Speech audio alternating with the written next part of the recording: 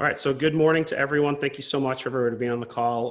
We're going to have I know we're going to have a ton of agents on here. We've got 7 Keller Williams offices in our area that are on the call. So we're going to have a bunch of agents on now and then a bunch more that'll see it later. So everybody is muted right now, just so you know, until we get through the first part of the call. Then you'll be able to ask some questions a little bit later on.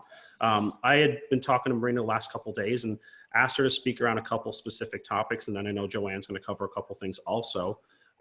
But let's just start off with some of the things I had emailed you about this morning, if you don't mind, Marina, if you just want to kind of take it away. Absolutely. Well, let me first start out by saying that the information is flying at, 1,000 miles an hour. So we are kind of taking it, we've made a good summary and something that's kind of semi-decently organized, but as things come out, we keep updating our stuff all the time. So we'll also be sending out newsletters, and we are going to start doing our own webinars for our clients. And just really quick about myself, I'm a CPA in Sarasota, Florida. I know a lot of you guys are my clients. We handle tax return for individuals, businesses. We do tax planning. We do a lot of real estate related stuff, realtors themselves, as well as any other real estate related kind of businesses. So Joanne Coons, many of you know, she is an attorney and she's my partner on the CPA side. So she's wrapping up a closing as we speak. So she's planning on jumping on in a little bit to cover these loans. What I wanted to do is, I know we have kind of a list of subjects. What I wanted to do first is things with the deadlines, and then some of the other relevant. Know that all of this is meant as a relief provision. So whether it's money coming in or whether it's money you don't have to yet pay, it's all meant to give relief to the taxpayers. So before we jump into the federal thing, real quick about Florida. For those of you that have LLCs or PLLCs or PAs that need to have annual report renewed, the deadline for that has been extended. Usually they're due April 1st. They're now due June 30th. So you have a few more months to renew your annual reports before it's subject to late filing fee. So that's that. Let's get into the federal stuff. Before the deadline on the IRS, very, very important. IRS is now accepting signatures that are electronic, fax, you name it. They're trying, for those, let's say, tax returns where you need a real wet signature to send it in, they're now accepting all sorts of signatures. I'm sure that's going to create a lot of issues down the road, but they're just trying to make it easier on people not to have to leave and still file their tax returns and all of the tax related papers. So that's really, really important for those that are, filing or getting their tax returns ready now. Real quick on the due dates, as I'm sure you've all read, the filing deadline has been pushed to July 15th, as well as the payment deadline is pushed to July 15th. So whatever you owe to IRS on April 15th is going to be without penalty if you pay it on July 15th. That also includes the first quarter estimated payment. That's also typically due April 15th. Now, they haven't said anything about the second quarter estimated payment, which is usually due June 15th. So this is kind of weird, but I'm sure we're going to hear something about that later. Right now, they're just trying for you guys to conserve cash and not penalize you for not paying IRS. All of the other penalties at some point will apply. So if you haven't made your estimated payments for 19, you will still have some penalty for not paying enough in estimates when you file your tax return down the road at some point, but you're not going to get penalized for not sending in the money on April 15th if you do by July 15th. If you still need further extension, I know many people are still on extensions till September, October. Those extensions need to be filed by July 15th. So if you still need extra time, on July 15th is when we have to start sending those business or personal extensions in. So that's also really important to keep in mind. It's not going to be automatic until October. So that's on the deadlines. The other couple of deadlines that will affect a lot of you guys, IRA contributions. Many of you make IRA contributions once you figure out if it helps you or not. If you're still interested in doing those, that also has been extended to July 15th. So when you work on your tax return, you can still figure out if IRA contribution makes sense to you. Health savings account, same thing. That's also always a deadline of April 15th. You can now You now have until July 15th to make a decision on contribution to health savings accounts. So those are kind of the key deadlines. These government stimulus checks that are now starting to come, it's $1,200 for individual, $2,400 for married filing joint, $500 if you have a dependent. There's a phase out, so you get the full stimulus check if your adjusted gross income is under 150,000 for married filing joint and 75,000 for individual. Here's the kicker. If you haven't filed your 19 return, they will use 18 as the number. However, there's nowhere that I have seen yet what that deadline is when they will pull those numbers. So for people whose 2019 tax returns are in progress, we have no idea if we need to wait or push them through now. If you qualify under that threshold under your 2018, and let's say in 2019 you had a kicker year and your AGI is now higher than that 150,000 threshold, well, don't file your 19 return yet. Wait to get your stimulus check based on the 18 numbers. But if it works the other way, many people are asking me, oh my God, do I need to push my return because my 19 income was lower, so I would actually qualify under 19? Well, we don't know what that date is. We don't know if they've already pulled your AGI as of last Friday when this thing was signed, if they're doing it. I'm checking IRS website every single day, and there's still not a date on that. So I would say if your 2019 is in progress and you would qualify for that, just work on that return. If you made more money in 19 than 18, then leave it alone for now until you get your stimulus check. The other big part of it is it's going to get reconciled based on your 2020 return. So for example, if you don't get the full check based on 18 or 19 numbers, when you file your 2020 return and your income is smaller and based on the 2020 numbers, you would get the full stimulus check, you will get that difference when you file a 2020 tax return. So you will get the full amount essentially. However, if it's the other way, so if in 2020 your income is actually bigger than 19 or 18, and you should have gotten a smaller stimulus check, they won't penalize you by making you send it back. So that's the other big benefit. So I would say no worries on the 2020 returns if your income is going to be bigger. So that's also very important. They will supposedly be using direct deposit if they have direct deposit info, or send you a paper check if they don't. They're also supposedly setting up phone lines or website where you can enter the direct deposit info if they don't already have it. I imagine this is going to be a complete disaster of a production. I also feel like there's going to be a lot of phishing scams because you're going to get a lot of emails. Okay, here, please enter your information to get your stimulus check. So we have to really be careful on what it is. I just have a feeling that if IRS has your correct mailing address and they may not have your direct deposit, instead of entering anything in response to emails or online, just wait for the check to come in the mail. I feel like that's going to be safer. So that's on the IRS stuff. The unemployment, what I'm reading about unemployment is typically with the unemployment, self-employed individuals were not ever eligible to apply for unemployment, but now the unemployment rules are opened up so that you can.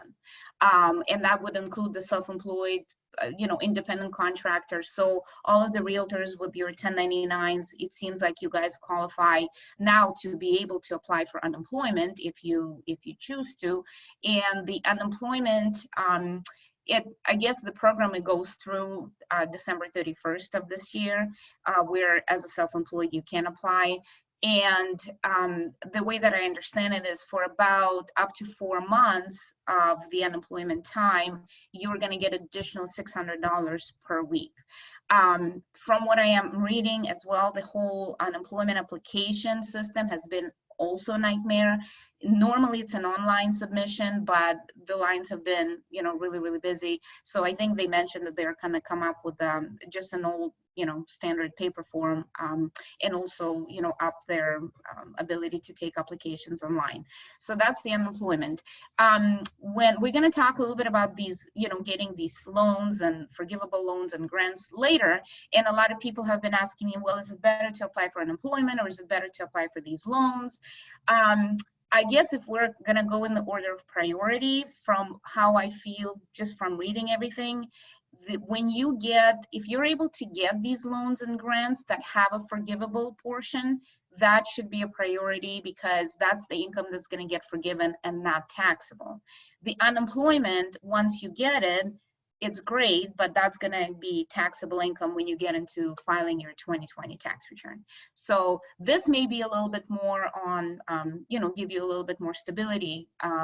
But in terms of just from the straight tax point of view, I think this is going to be the one that's going to get more of the tax issue. Hey, Marina, versus getting forgivable loan. Yep. let me ask you a question about the unemployment piece, just because that's something that's so new for Mhm. realtors. Yeah. So what should a realtor be considering when they're thinking about, okay, do I do this, do I not? Because many of them, they're not getting out of real estate, but maybe some of their Correct. business right now is dried up, or they're Yeah. not writing business they thought they would be previously. So they're not leaving the business. They're still a realtor. Their pipeline may have gotten affected. So what should they be considering when looking at that? I think they should probably consider, and now to say this, I am not familiar with the unemployment application. I don't know if they're asking for, average earnings or your last pay stub or however, and how that changes now. But I think that applying for unemployment doesn't necessarily mean that you have completely left or have been fired. Because even when we're talking about employees, now if businesses have employees that they've sort of let go temporarily, even those people can apply for unemployment. So you don't necessarily need to show that you are completely done with real estate as the industry to qualify for that. You just have to show that you're not, receiving any income. And I guess as proof of income, I'm sure that it's asking for, your proof or whatever. It would be the 1099s that you receive from the brokerage. If you don't get 1099s because let's say you're a PLLC or whatnot, you can have your annual earnings statement as your support for your commission income. That's how I would envision that application to work. Okay, does that make sense? Yes, it does. Okay. All right, sounds good.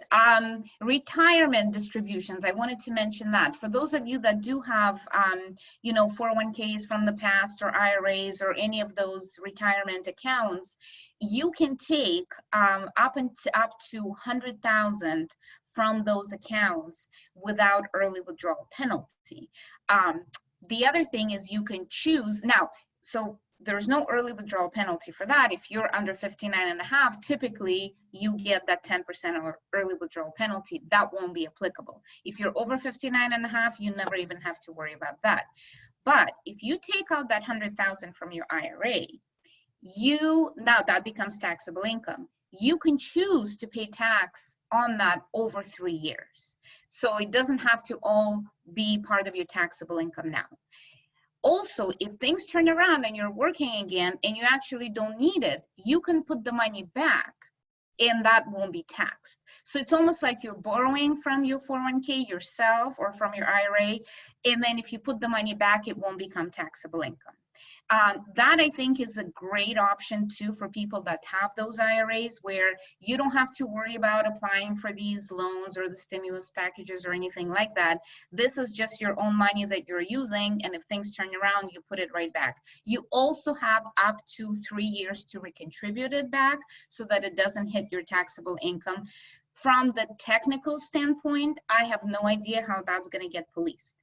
Because when you take distribution out, your, the account, let's say Charles Schwab, they're going to report it on 1099-R. So I think it's going to be up to you or the CPA that's doing your tax return to show that you've either put money back or that you're making an election to recontribute it back, or you're making an election to just have the tax paid over 3 years. But this is a great option that If you've got that IRA account, that's immediate cash. If you do have 401ks, you know, let's say you are a realtor, but you have a spouse who's working and they have an active 401k plan that allows loans, you can now borrow against the 401k account up to 100% of what's in there, as opposed to 50% as was in the past. So those loans will also have slower repayment terms. I think that's a great option without dealing with the SBA or anything like that. So that's for people that have some of those IRA savings. Does that make sense so far with the IRAs? Any other questions about that? If anyone is 70 and a half and is required to take required minimum distributions, those do not have to be taken this year to avoid any more taxable income. But if you do need them, of course, you can take them. Let's see, real quick about donations. Those people that donate but normally, you know, take a standard deduction, you can now get $300 of donation deduction on the 2020 tax return without it being limited by miscellaneous deductions. So that's also really good for those that are going to contribute some money now to aid. A little bit on the consumer protection. I'm sure some of you guys have read, but I guess the credit reporting agencies are not allowed to report, you know, bad credit standing now. I guess it would be from January 30th or February 15th. All these dates are also scrambled. This starts on February, this starts on January. But if you were in current status with a credit agency before all of this started, they're not allowed to say, well, now you missed your credit card payments or, you know, mortgage payment or so on, and so now you're delinquent. They're not supposed to be doing that for a while. You also are not allowed to evict people if you have a rental property for 120 days. So that's also a big thing too for the rent for those landlords out there. I guess Joanna's not with us yet, so let me run through a couple of these different loans. Actually, before the loan, one other thing I wanted to mention, the losses. So if you're a realtor, so let's say your income is dried up now, but you're still incurring expenses. You're still trying to do some marketing. You've got some fixed expenses that are going. Still keep track of all of that, because when you file your tax return in 2020, you may be able to generate a loss from the real estate activity. That loss you can still use against all of the other income. If you have no other income and the real estate creates a loss for you, that loss can be carried back now up to 5 years, saying, or carried forward to use against income as you have it. There were some limitations on the business losses that were passed last year when the new tax law came about that limited the business losses to 80% per year and did not allow carrybacks. All of that now is open. So like I said, if you have a loss from your business that you don't have any other income to absorb that loss in the current year, you can carry that loss back 5 years or carry it forward at 100% usability. So that's also very important. So just because you're not working or not generating income, still keep track of all the expenses. Your expenses include you know, trying to work. So if you're still out there, if you've got some mileage, you've got some advertising, you've got all the other things you may be doing, these are all business, all relevant business expenses. You may still have your home office and your phone and etc. So don't you know, lose your diligence on keeping track of that. So that's an important point. Okay, let's take a look at a couple of different loans that you guys hear about. So this PPP loan, a couple of things on that. It's an SBA loan, but it's 7A. That's the chapter under the SBA that allows you to apply for this loan. The 7A loan needs to be applied through a bank. So it's going to have to be a lender that's qualified to give the 7A loans out. So you need to reach out to your bank to see if they're qualified 7A lenders. Most banks are, but if you're, let's say, banking with maybe a local credit, you know, agency or whatever, they are not, and you have to go to a big bank like Chase or Wells Fargo, most of them are qualified as BA7A lenders, you may have to establish a relationship with them, whether it's, open a bank account or whatever. Different banks will have different requirements. I also want to say that despite the fact that there's a deadline, it's not a deadline. It is, the gates open today for some applications and next Friday for others. The banks are not equipped to handle these applications. Many of my clients have reached out and said, I've given everything to my bank or filling stuff out. The bank said they're not ready yet. The banks are working insanely right now to try and come up with these platforms to start accepting these applications. In the meantime, you can go on the SBA's website and pull the requirements for 7A loan. So a little bit about this loan and why it may apply. It's paycheck protection loan. So essentially, if you're a business that's got employees, they want you to keep paying these employees and keep paying your rent and keep paying your utilities. It's really for those basic uses. Now, you as the realtor, you are self-employed. You may be your own employee if you've got an S corp and you're paying yourself reasonable compensation, but for the purpose of this loan, it's not the salary that your PLLC pays you. It is your commission income that you earn as the realtor. That is your earnings. So you can apply for a loan to cover that commission or salary or whatever you want to call it, your compensation essentially.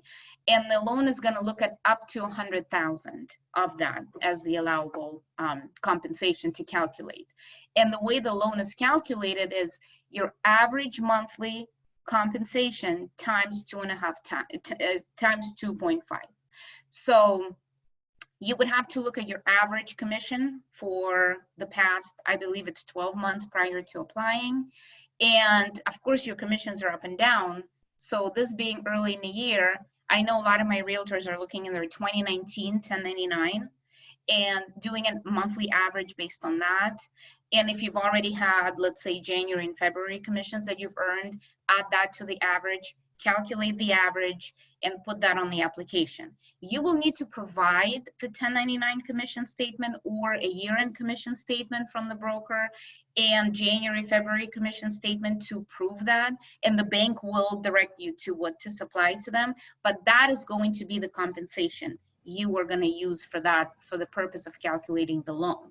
So it's 2.5 times your monthly average compensation. Okay. Yep. So I know that's a question we've been getting a lot around, is around the PPP, right? So let's just take a second and make sure that the agents have some clarity on that. So basically we need to look at what's our average monthly commission over the last 12 months or, in 2019, take that number, multiply that by 2.5, and that's the amount we're going to be eligible to receive on this PPP loan. And then correct me if I'm wrong, but the portion of that you then use for payroll expenses, which would be just to keep your income afloat, is then forgivable through this program, correct? Absolutely right. That's exactly how I understand it now. The forgiveness is 8 weeks of that amount. And again, there's no clear direction on how to apply for this forgiveness, but the forgiveness, it's important to understand that that 8-week period starts from when the loan is given to you. It's not from the day you apply. It's not from January 1st. Once you get your loan, 8 weeks from that is when you can start to say, okay, this is, I would like to apply for forgiveness. The bank, I understand the banks will give more direction on how those applications will work. But so let's talk about those agents whose commissions are over 100,000. You're going to be capped at 100,000 as the eligibility for your compensation. So if we take 100,000 and the monthly average is, it's 8.3. And so 2 times that is going to be about 20 grand. So you're going to be, I guess, I don't want to say entitled, but you're eligible to receive a loan of $20,000. After 8 weeks of an average of 100,000 is going to be what, about 15,000. So theoretically speaking, in that scenario, if you get a loan of 20 grand, 15 grand of that can be eligible for forgiveness. The part of the loan, No, I think you're about to answer what my question was. Okay, good. The other part of the loan, you will have to repay back. How the repayments work. From what we understand now, for the first 6 months, you don't have to pay anything, and there's no interest. So, and there's no fees. So there's no payment to worry about for 6 months. After 6 months, they're now capping, I think they were saying before it was going to be a 4% loan. Now they're saying it's a max of 0.5%.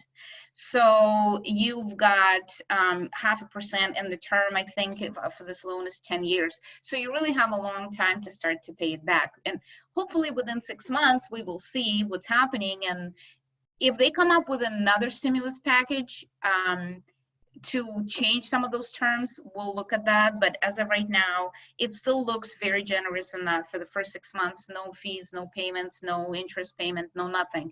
And then after 6 months, you've got a super low rate on the remaining loan. So that's how I see it applying to the realtors, because this paycheck protection loan, it also includes, you know, benefits that you pay to the employees. So if you've got health insurance that you're paying employees, I think that relates mostly if you're a business that's got, you know, 5 to 10 employees, and for those employees you pay vacation pay, you know, you pay health insurance, you pay sick leave and all the other stuff. But I think when it's just you receiving that commission, you've got to use that commission as essentially your paycheck. I am not clear on, let's say, your health insurance, whether you can tack that on that as a self-employed individual. But I think when you're filling out the loan application, I would put, because they will ask what's the income, what's your commission as self-employed. If there's a place then that you can say also my health insurance is X and so on and so on, please add that in there. I think the key now is just apply, you know, for as much as you can, and then you know, have them tell you, okay, we can, you know, you're maxed out, we can only give you this much in the loan. There's a couple of questions in the chat around the PPP, if we can hit those real quick. Sure. So are they going off your 1099 commission received from the brokerage, or your adjusted gross income from your previous tax return when you're determining, you know, what your average monthly income is? No, I think it's going to be your commission. That's how that's how I'm reading it. And you know, before I say any more, I was reading this article just 2 days ago that said, and it was written by a CPA, that said, it doesn't matter how I, as the CPA, am reading this, or your smart cousin, or your barber. It's all gonna matter of how the bank is reading it. And if once you apply for everything, if the bank says you're wrong, you're wrong. So it's almost like we can do the best as we can to interpret what it is that they're asking for. Once the application is submitted, it's going to be up to the bank. Hopefully, you've got a good relationship with the bank, that when you are filling out this application with the banker, that they will at least direct you. I think in the case of the self-employed individual, I would use the gross commission as opposed to your adjusted gross income, because your adjusted gross income would have all of the expenses against your real estate business, which is really, yes, it's all legitimate as a business income, but that's not truly your compensation. Right. So I would definitely use the higher, exactly. I would use the higher number and then have them tell you that it's too high. And I don't think there are any, but just to be sure, I have a few people asking, are there any credit requirements, credit scores, or that doesn't become a factor? Not for the PPP loan. For the next one that I'll cover in a minute, yes, but not for this one. Okay, and then a question in the chat. So this loan's available for single agents without employees. Yes, it is. Yeah. I think the only difference is today is the day that businesses that have payroll can start sending in applications, and then next Friday would be individuals. Correct. Okay. So I think now you guys can use this time to reach out to your bank and then say, you know, is your bank even qualified to be able to handle these applications? Even today, the deadline being for the small businesses with employees and everything, I'm telling you, the banks are not ready. I have a lot of clients that I've been talking to this week. They're trying to get this off the ground, and their bank just says, hold off, let us get our stuff together before you can even apply. So it seems like it's a mad rush because there's a certain amount allocated to this program by the government. But really, I think the key is to make sure that the application is in good order and it looks good. And that's why the banks don't want to just send a bunch of crappy applications through the SBA and then have them all bounce back. They want to make sure that they're going to take the applications, review them, and process them properly so that the people can get the money. So I think for the self-employed individuals, for you guys, you need to just make sure your bank is the qualified SBA lender for this particular program, and then just establish a relationship with them and reach out and say, hey, I'm looking at this, tell me what I have to start putting together. But you know, you can go on the SBA website and just pull out 7A loans, and it's going to give you some of the kind of the basic checklist things before the bank gives you a checklist. But it's really going to be, you know, last 3 years tax returns, last 3 years. If you have a separate business, like let's say if you're an S Corp, they're going to want to see that, the S Corp returns, the personal returns, and then I would pull the last 3 years, your commission statements, and then, you know, the year-to-date commission statement as well. So that's what I would do at this point to kind of get the numbers ready. Make sense so far? Yeah, so if you want to start talking about the next program, I'm sure we'll have some additional questions at the end, Yes. but if you want to move on, we can do that. The next one is another SBA loan, and that's called SBA Economic Injury Disaster Loan. That loan has been in place for years. It's for disaster. So if we have hurricane and the area is declared to be a disaster, those loans become available in those areas. Right now, the whole US is considered a disaster, so this loan is available. The thing with this loan is you can apply online. So you can apply directly on the SBA website. The other big thing that people have already been applying is you get $10,000 advance immediately, like within, I guess, 3 days to maybe a week. Some people have already been getting it. That $10,000 advance on this loan, it also will become forgivable. Okay, so you get that, and that's going to be, it's essentially like a grant that you'll never have to pay back. The nice thing is you can apply for this SBA loan and also apply for the PPP loan. If you qualify for the PPP loan, this economic disaster injury loan will get rolled into the PPP loan if you qualify. And what happens is the loan forgiveness under the PPP will also include the $10,000 grant that's forgiven. So you're not, they don't want you to double dip and get 10 grand forgiven and the 8 weeks of salary forgiven. So it's going to get rolled into. But if you don't qualify for PPP for some reason, you can still have this loan and you can get that $10,000 grant forgiven. Now, the thing with this loan is I think that the initial 10,000 grant application is fairly quick. I think you have to provide all the same things, your last 3 years tax return, your commission statement, and all the other stuff. The loan, if you get into needing more money and you get into that main loan itself, that's the one that's going to pull your credit. It's going to want collateral. It's going to, it doesn't have that low interest. It's got, I think the interest is 3.75%. So if you do need ultimately more money, this loan doesn't have as friendly of the terms and the interest rate, and it requires your credit, and it requires collateral. So this loan may be harder to get, but then that initial $10,000 advance is what you may apply now to see if you can get. Again, those applications are directly on the SBA site, and I can email you that link, and maybe you can forward it to all your agents. I think it was also in my documents that I sent you, but it's— Yeah, I can include that with the link for the recording, any information you want to provide. Perfect. Yeah, I'll send you that. Yeah, what I can do is I've got a kind of a Word document where I've been outlining all of these things, and as I get updated, so I'll just attach that. I'm happy that, if you can send it out. The links to these SBA loans are in there as well, but that's not going to be the final document probably as we get more stuff. So just watch out for that. Okay. There's also this Florida loan, which is, it's called a Small Business Emergency Bridge Loan. That loan is 50 grand.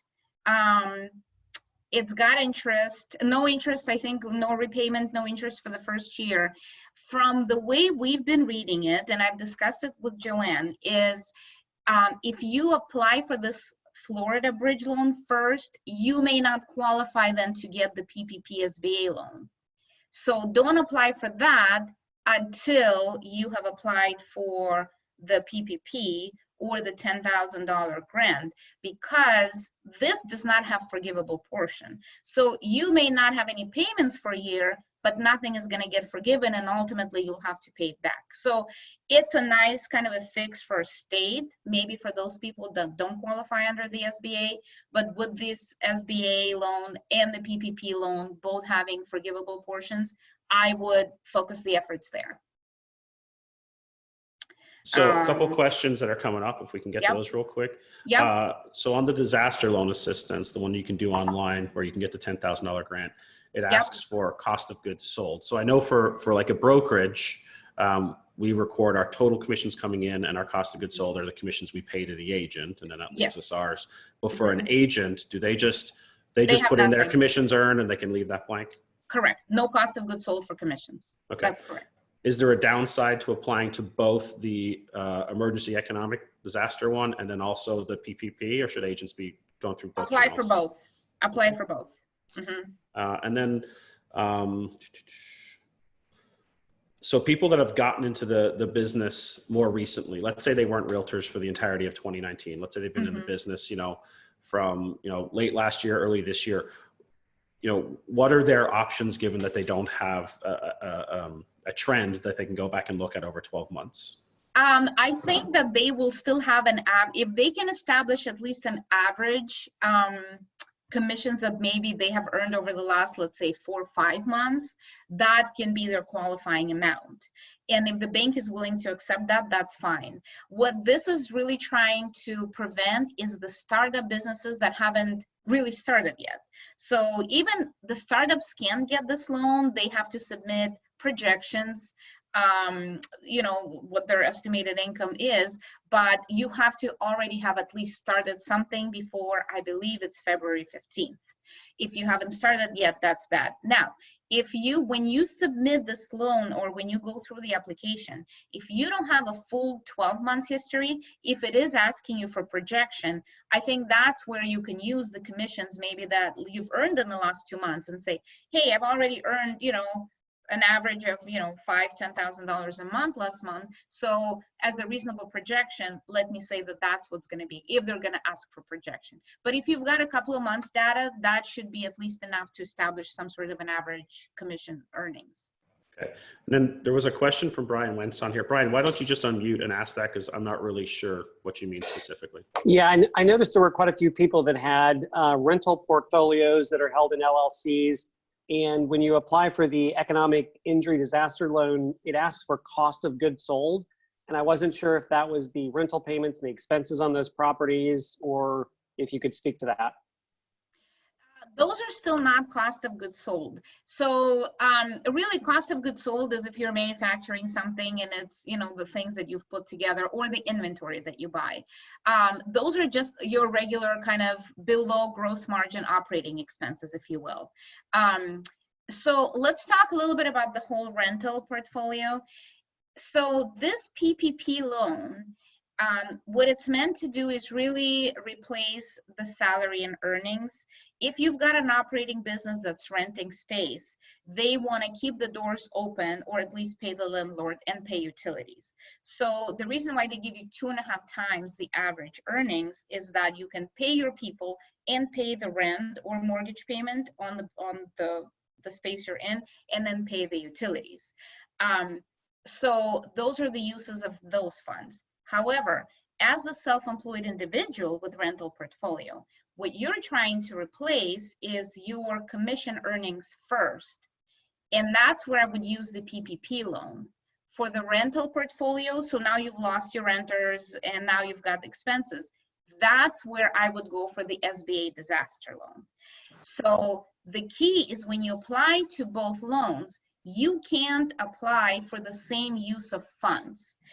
They can roll in one loan into the other, but you cannot roll the rental expenses into the PPP loan. So you can still get the SBA, that economic injury disaster loan, for the expenses on the rental properties, and the PPP loan for your commission income.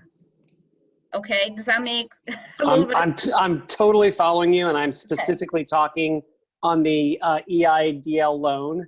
Yes. Or I own rental properties. I have a boatload of tenants not making payments because none of them have any money and income. They've all been laid off. Yeah. And so I just was curious. It specifically asked cost of goods sold. Yeah. Yeah. And you just leave it zero? Yeah, the cost of goods sold, you leave at zero. But when you have to list because they will ask for, I guess, tax returns or, expenses and your net income, that's where those operating expenses would come in. But you're definitely, because there's no payroll there, those are definitely the SBA injury loan application qualified type of business. Thank you. Okay. So did you have any more programs or stuff you wanted to cover with the group, or did you want to open it up for a few additional questions? We can take questions. This is kind of all we know for now. What I anticipate is as these loan applications start to be accepted, I would imagine the banks will come out and have a little bit more guidance on what they're looking for. We keep our eyes peeled all the time. We're doing continuous education classes too with, CPA stuff. And as we know more, we're happy to just keep, providing more clarification as we go. So this is kind of very gray. Nobody really has 100% of the answer. So that's what we know that would be useful to the realtors. So yeah, maybe let's take a few more questions. So if you do have a question, just unmute yourself and ask your question, and then we'll just try and take them one at a time.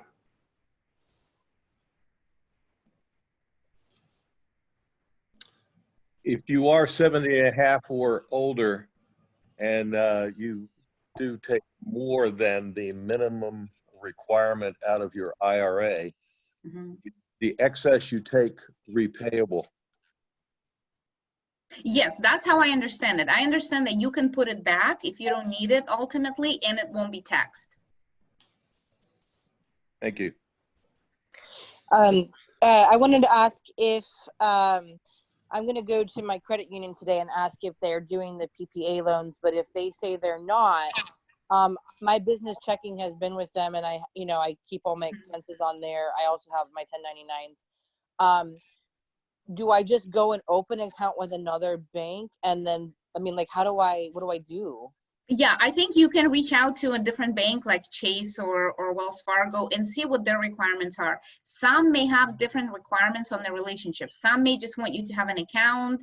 Some may want you to have something else. I believe they're all going to be a little bit different.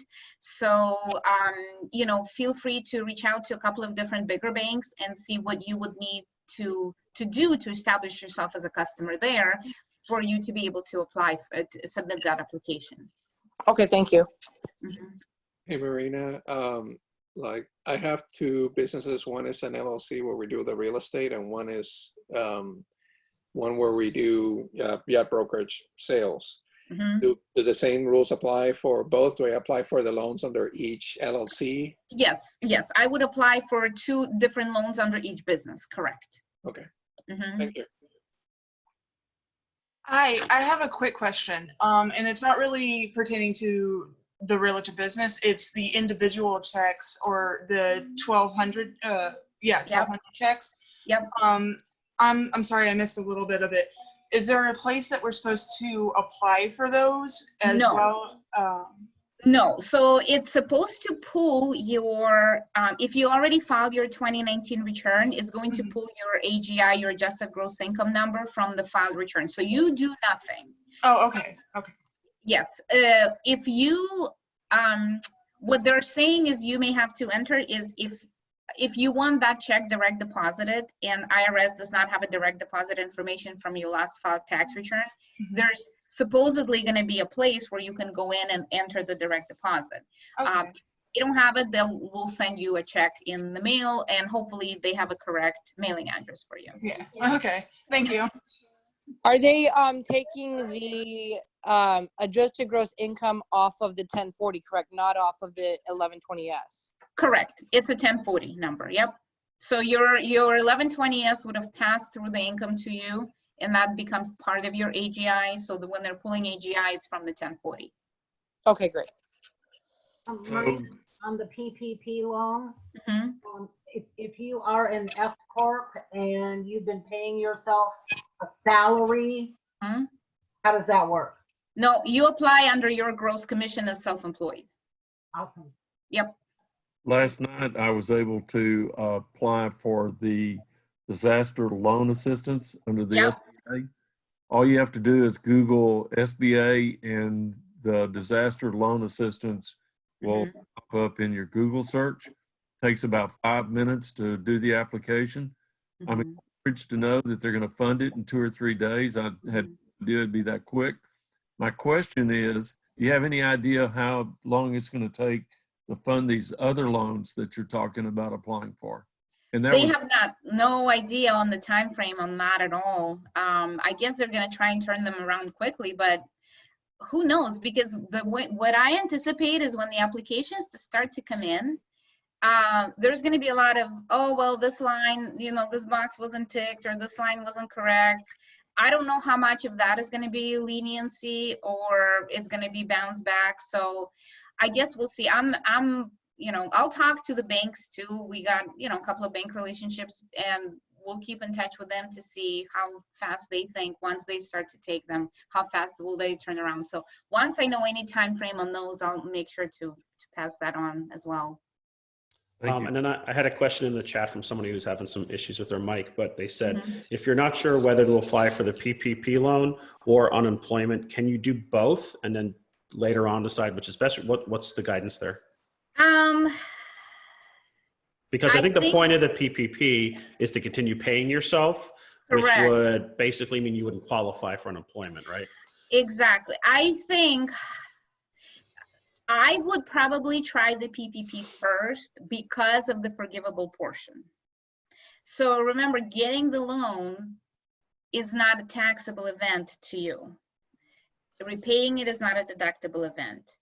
If the portion of it gets forgiven under these rules, that forgiveness is also not going to be taxable. They made that very clear.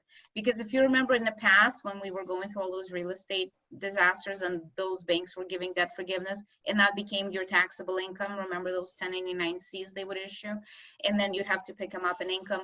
Well, they're saying that this debt forgiveness will not be taxable. So it seems to me like this PPP is the one that's giving you the best taxable advantage in that it's a loan, so it's not taxable. Debt forgiveness is not taxable.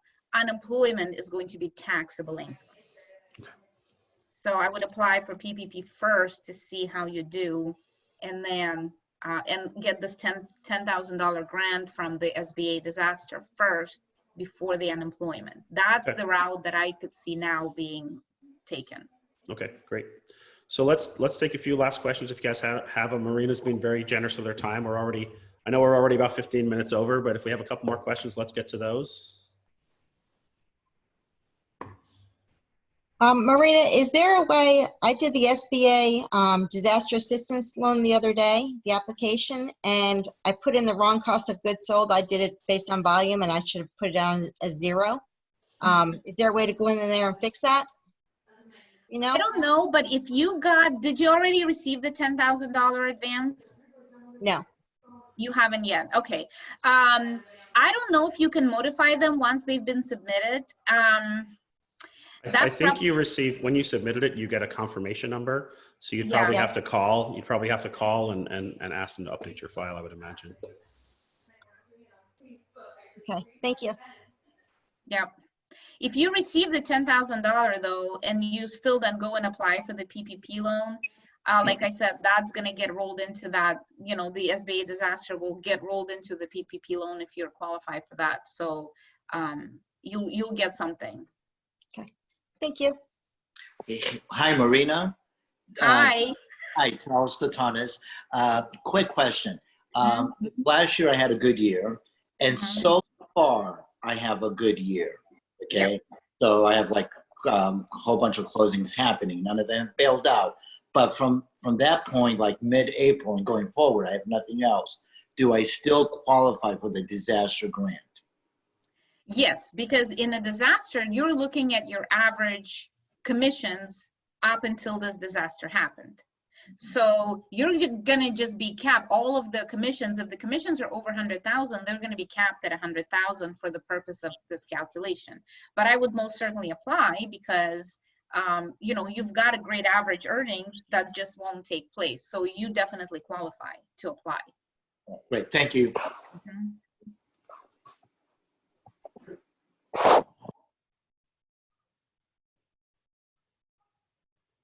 Marina, on the $10,000 disaster grant, is that something that you go through a lender on, or is that directly with the SBA? That's the SBA online. That's the one you apply directly online with the SBA. And are there any credit requirements on that? No, but I think that one is pretty easy to apply for. Okay. I don't believe they're pulling credit for that. The actual SBA disaster loan, they will pull credit and need collateral on that. But I think somebody there said that they had already applied. I'm not sure if they were asking for credit or anything. I know that 10,000 is quick. They don't. Okay. No, they just asked for some basic information around your financials. Awesome. Yeah. Thank you. Marina, I have a question. I'm not sure if you would know, but I currently have a client who's purchasing a building using an SBA loan. Yeah. We are closing in a couple of weeks, but they just asked me, as I've been on the Zoom call, if you know if that would affect their ability to get funding for their current SBA loan. Well, I think that because they already have a relationship with, I guess, the lender, and it's already in process, that would be a perfect person to talk to and say, because they're already in with the SBA. They already know who they are. I'm sure they've already pulled their credit. They already have all of the financials. So I think in this particular case, the banker who's representing them in this process would be the one to maybe assist with them in the SBA and to see how this would work. Okay, great. Because Thank you. if they've got all of their things right, all the ducks in a row, all of them, you know, they should still be able to qualify for the loan. However, at this point, the SBA, you know, lender may say, well, wait a minute, what's your potential of the, you know, income loss now, or what's the projection? Because that's the other thing they always ask for these building loans. That makes sense. Thank you. All right, guys, do we have anything else? Or Philip, you got your hand raised. Do you want to ask a question? A question. Somebody actually asked on the chat a question that is pretty germane, and I'd like to know, if you have applied for unemployment, then you receive a $10,000 disaster. Does that have to go then be reported back to the state as income, or is that something different? That's different. The way that I understand it, it's given to you as a grant, so it's not income. I would not report that to the state as income. I mean, it's a loan. It's a loan, and part of it is forgivable. A loan is not income to you. Thank you. That's very helpful. Jacob, you have a question? Yeah, so I'm looking at this SBA disaster loan, and I know you talked about that and the difference between the other loans. Now, this one you said are also saying that it's a grant. So is forgiven, or there's going to ultimately be a process which you're saying you're not aware of what that's going to be yet? Is that my understanding correct? Yeah, that's correct. So the $10,000, I guess what they're really saying is that's an advance on that disaster loan, right? But it's going to be the forgivable advance. Now, how you get that forgiven, I don't know if there's going to be a specific process. We know with the PPP, to get that forgivable portion, you would have to submit something with the bank to say, can you please forgive the loan? With this 10,000, I don't know at this point if it's just going to be automatically considered forgiven, or if they're going to send you some paperwork down the road and say, you know, is this taxable, or and please submit to us that it's forgiven. From what we understand now, it's a grant that will be forgiven. So I guess stay tuned from, you know, once you get it, if they start chasing you for that. So as a follow-up there, let's say that we did that, what we're calling the grant, but then didn't go through with any of the loans. Yeah. Because you're saying it's an advance of the loans, so that's where you're saying it's almost like it would be automatically forgiven. Correct. But I wouldn't be surprised if you're going to get some notification from SBA to say, okay, we gave you this $10,000 a loan, now pay it back, or maybe there's going to be something at some point to say for you to ask that 10,000, you know, is forgiven. But the way that I understand it now is when it's given to you, it's already assumed that it's going to be a forgiven, you know, grant or advance or however they're calling it. So let me just say this. So thank you so much. You've been so generous with your time. I know we're way over our time today. What I'm going to do, because I think a lot of the questions about what will happen down the road, those are going to be things you're going to handle with your tax professional like Marina. Yes. And some of you may have great people you're working with. Some of you may be looking for that relationship. So when I send the recording out, I'm going to include all of Marina's details, because if you need an awesome tax professional to help you with this stuff and help you with the taxes and all that stuff later on, when all this stuff starts to come up, I'm sure she'd be happy to work with you on that sort of stuff. Lorraine, you unmuted yourself. If you have one more quick question, we'll sneak that in. Otherwise, we'll start to wrap up. No, and now you're muted again. Okay. So Marina, thank you so much. I appreciate your time today. I know everybody on the call greatly appreciates it.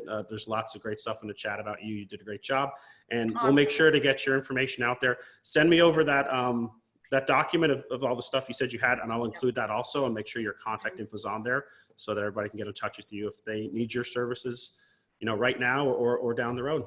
Wonderful. Thank you so much. And we'll just keep putting stuff out on our website and our you know, our own webinars and newsletters. As we really learn stuff, we'll just keep dumping out all of the new stuff as we get more direction.